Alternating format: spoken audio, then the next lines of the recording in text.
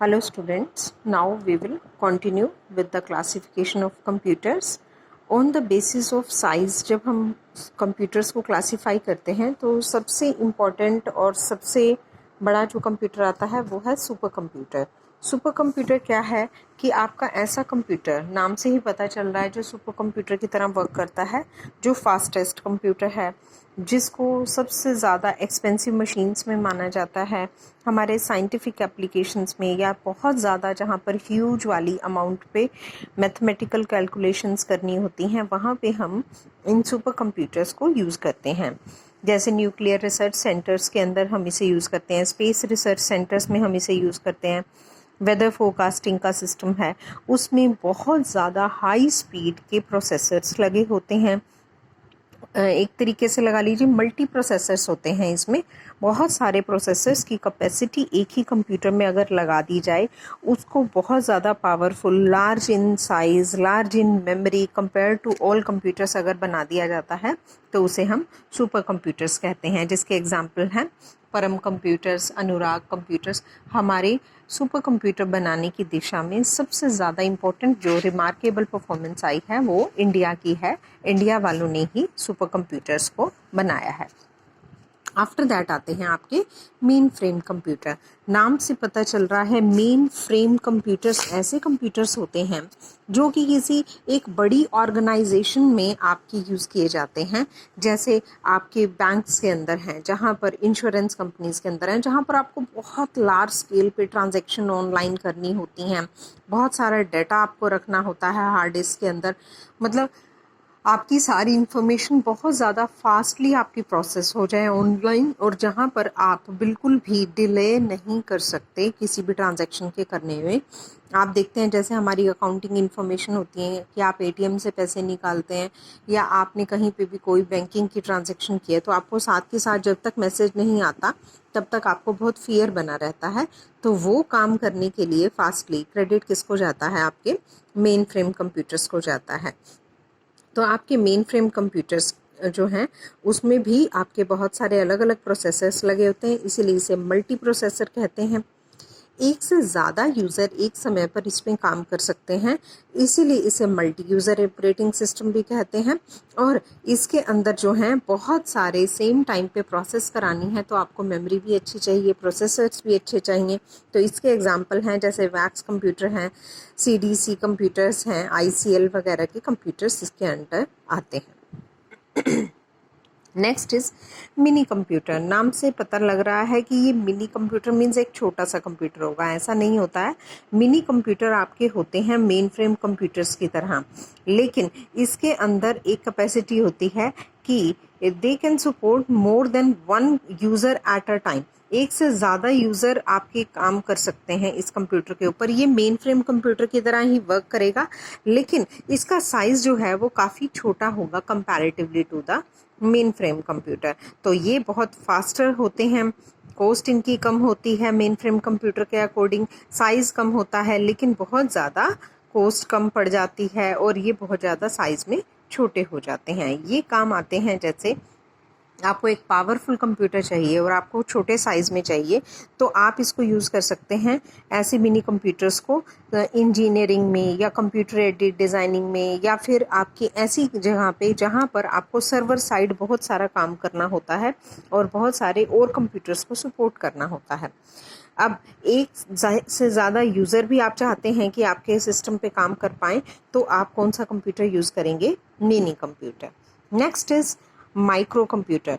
Micro computer की अगर हम बात करें तो ये एक सिंगल माइक्रो प्रोसेसर होता है, एक सिंगल यूज़र सिस्टम है, एक से ज़्यादा यूज़र इस पे काम नहीं करेंगे। ये छोटे एप्लीकेशंस के अंदर काम आता है। जैसे मान लीजिए आपको एक छोटा सा बिजनेस आपको चलाना है, वहाँ पे आप माइक्रो कंप्यूटर को यूज़ करेंगे। तो इनके एग्जांपल्स हैं आपके IBM PC एक्ट एटसेट्रा। और अगर हम माइक्रो कंप्यूटर की बात करें तो हम इनको फर्दर क्लासीफाई करेंगे इन कैटेगरीज में कि आपके डेस्कटॉप कंप्यूटर्स, लैपटॉप कंप्यूटर्स और आपके PDAs, ये तीन इस कैटेगरी के अंदर आते हैं। और अगर हम बात करें डेस्कटॉप कंप्यूटर की, तो ये आपके पीसीज हैं, पर्सनल कंप्यूटर या ऐसे माइक्रो मिनी कंप्यूटर्स जो आपके सफिशिएंट होते हैं कि आप घर पे उसको यूज़ कर सकते हो एज ए पर्सनल कंप्यूटर। कोई बिजनेसमैन है छोटा, उसने अपना सारा डाटा रखना है, अपना काम करना है, अपने से रिलेटेड जैसे छोटा मोटा अकाउंटिंग का कोई सॉफ्टवेयर चलाना है, एक्सेल पे काम करना है, वर्ड के अंदर आपको अपने डॉक्यूमेंट्स बनाने हैं, तो वहाँ पर आप क्या यूज़ करते हैं, डेस्कटॉप कंप्यूटर करते हैं यूज़। और डेस्कटॉप कंप्यूटर के अंदर बहुत ज़्यादा सोफिस्टिकेटेड हार्डवेयर या सॉफ्टवेयर नहीं होता, लेकिन इतना होता है कि एक बिजनेसमैन की सारी रिक्वायरमेंट्स कंप्लीट हो जाती हैं और ये बड़ी लो प्राइस पे आपको मिल जाता है। अब हम बात करते हैं लैपटॉप्स की।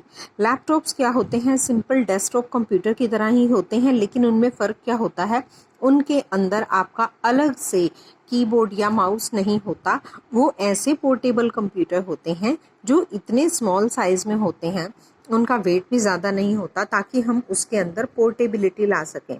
पोर्टेबिलिटी मीन्स उसको एक स्थान से दूसरे स्थान पर आसानी से कहीं पे भी आप लेके जा सकते हैं और अपना डाटा कहीं पे भी शो कर सकते हैं।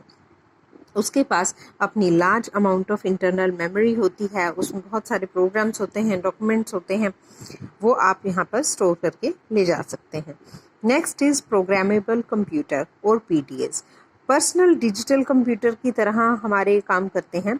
जैसे आपके पर्सनल असिस्टेंट्स होते हैं कि जो आपके पीछे पीछे फाइल्स लेके घूमते हैं, अब वो लेने की बजाय आप अपना एक डिवाइस लेंगे, उसके अंदर आपका मेमोरी कार्ड होगा, उसमें एक टच स्क्रीन होगी और उसमें आप अपना सारा डाटा पहले लेके जा सकते थे।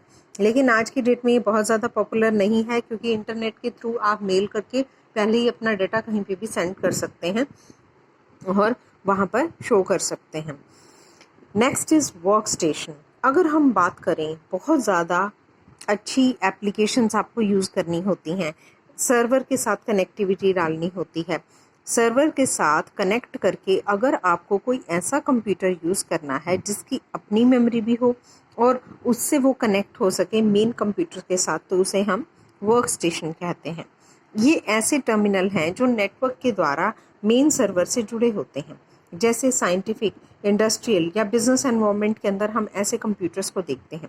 जैसे आप देखते हैं शेयर मार्केट के अंदर आपके यहाँ पर स्टॉक ब्रोकर्स जो होते हैं वो एनएससी, बीएससी, निफ्टी के साथ डायरेक्ट जुड़े होते हैं और आप यहाँ से ट्रेडिंग करते हैं, तो वो क्या कहलाएंगे, एक वर्क स्टेशन कंप्यूटर्स कहलाएंगे।